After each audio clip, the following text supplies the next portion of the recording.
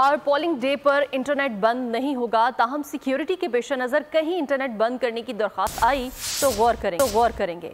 निगरान वज़ीर दाखिला गौहर एजाज कहते हैं कि कोशिश है कि पुरअमन इंतखाबात हों, जानों का नुकसान ना हो। निगरान वज़ीर इत्तलात मुर्तज़ा सोलंकी का कहना था कि यकीन दिलाना चाहते हैं कि परसों सुबह इंतखाबात होंगे, इंतखाबी माहौल को हर सूरत पुरअमन रखा जाएगा।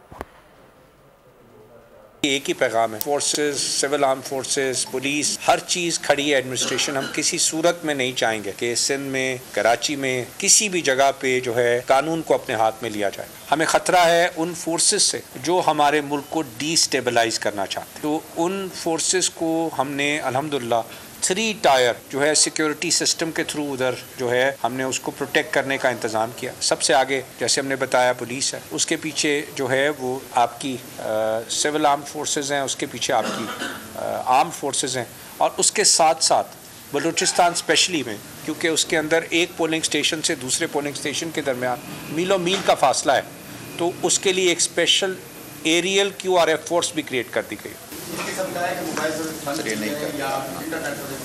अभी इसका कोई फैसला नहीं किया गया।